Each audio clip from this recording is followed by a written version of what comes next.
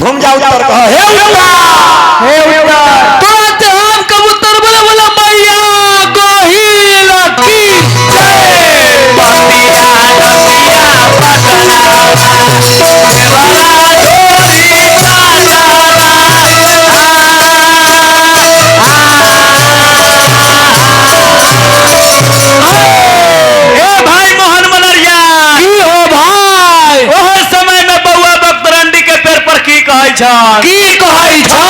सुन सुन के कुसुमा मालिन दिन प्रेम के बाद कहाँ से भैया 56 जोरा मानर के आवाज कहाँ से भैया किरलिटी गुगुल हुमात के बउआ ने बोल तोरा कथी के कमी हो बकरी लेवे कि बकरी के बच्चा लेवे कि बोल सात सुविधा में बोतू दे दिया। अरे सुनाना वो बड़ी सीधा नहीं देते। हाँ गुरु विश्वामित्र के बर्दाश्त हुआ नहीं राम से बोली हे राम विश्वामित्र समय शुभ जाने धनुष को लक्ष्मण भी तोड़ सकते थे। काहे धनुष टूटने का समय जो निर्धारित था वो 3 आदमी को पता था। वो किनका किनका? पहला गुरु विश्वामित्र मुनि को, दूसरे ने लक्ष्मण जी को और तीसरा ने धरती पुत्री माता सीता जी। 3 के राज पता रहे तब मानस में तुलसी बाबा चौपाई में लिखे बबुआ भैया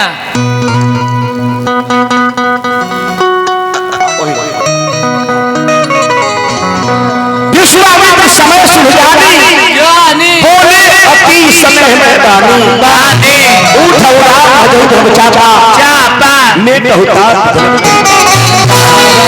भगवान राम हाथ जोड़िए मन ही मन अपने मम्मी पापा और गुरुजी को प्रणाम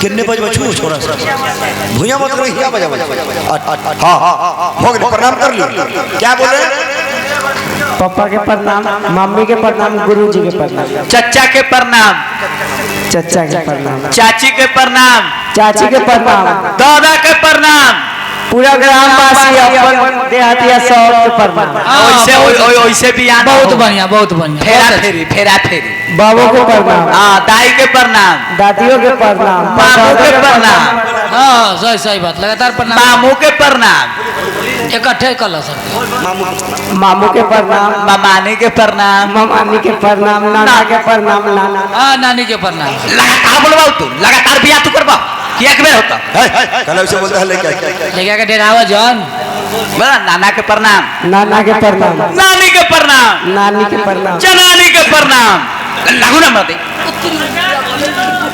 बोल लागू ना लड़का फेरा में पसल के जनानी के प्रणाम लेकिन पहले मुखिया जी शादी होए आ लड़का लड़की के जब विदाई होए तो एक के लाइन में मजाक कर लोग साली सरोज लोग एने सास ने सरोज ने जेठ सर आ ओहे लाइन में लड़कियों के खड़ा करा दे।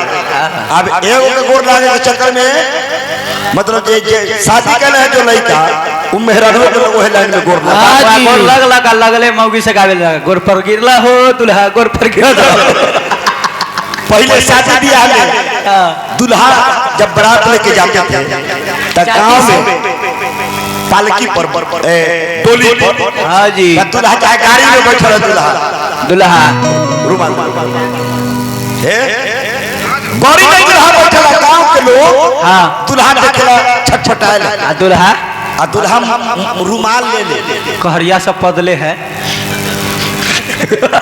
गांव के लोग कहू ना दुल्हा के मुंह पर से रुमाल हटावेला तब रुमाल वाला आ फिर गे दुल्हा न है गे बानर सन के है गे पहले दुल्हा भी पर्दे में रहते थे कन्या लावे त गांव के लोग मुंह देखे जाए मुंह दिखाई देवे ये घड़ी का शादी से हुआ डॉक्टर साहब हाँ हेलो कहाँ हो अखनी डूडू हवा डूडू अखनी अभी डूडू में है मतलब शादी से हुआ के बात क्लियर है आइए अब मुंह देखे के कोई जरूरी ना है ना हाँ कहाँ अरे लड़का भाग गया ना भागल जा रहा है का कीजिएगा? हमारा विवाह कीर्तन में राम बने के लिए एक बार बन जाता है, दूसरा बार बने के नाम ले चला हाथ जोड़िए पूरा भी ना। हाँ घूमी टाइट से बोलिए कि हे सूरज भगवान, हे सूरज भगवान, हे दीनानाथ गोसैया, हे दीनानाथ गोसैया, काम बनाई है बढ़िया, काम बनाई है बढ़िया। बढ़िया घूम जा कहा हे पश्चिम देवता, हे पश्चिम देवता, तोरा मेरा न्योता, तोरा जन्म न्योता, काम बनावा चकाचक, काम बनावा चकाचक, ब्याह करावा धका, ब्याह करावा धका धक, एकदम धक्का धक। घूमिए दक्षिण के हे गंगा मैया, हे गंगा मैया, तोरा चढ़ावा फूल के डाली, तोरा चढ़ेवा फूल के डाली, ब्याह करावा हाली हाली, ब्याह करावा हाली हाली। जी एकदम हाली हाली। जी घूम जाओ उत्तर कहा हे उत्तर, हे उत्तर, तुरंत हम कबूतर बोला बोला मैया गोहिल की जय। बतिया रतिया पटना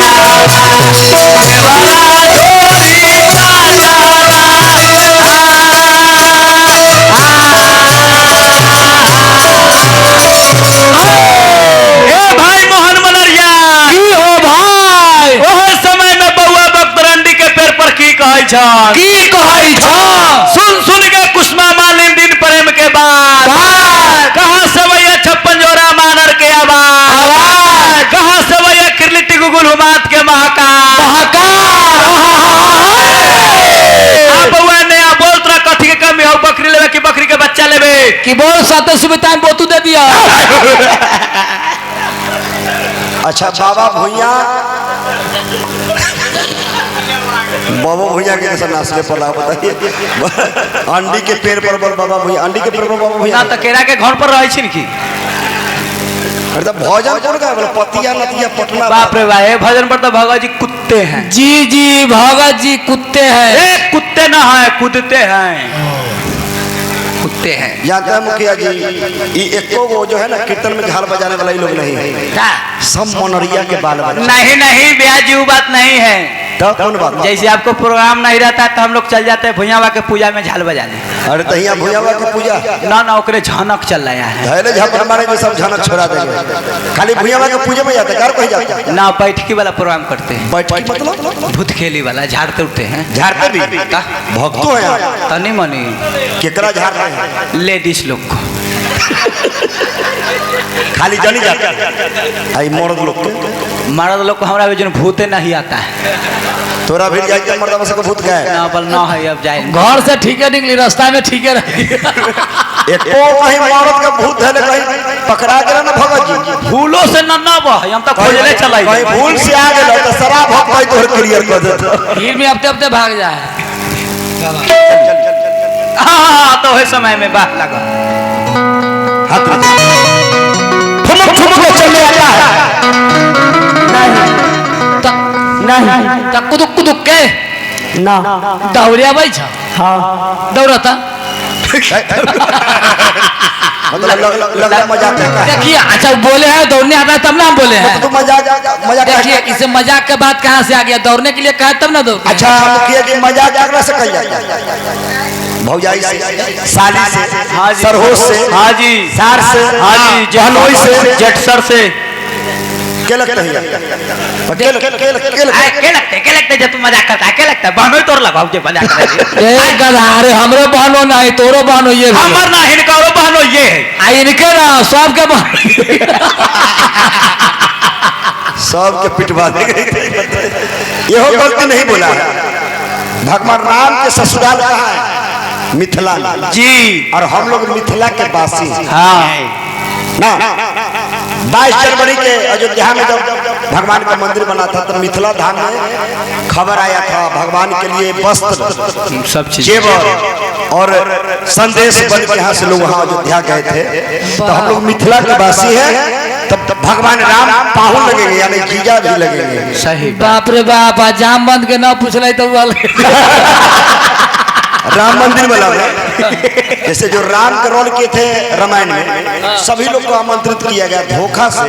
जो जामवंत का रोल किया था ना, उसको लोग आमंत्रित नहीं किया।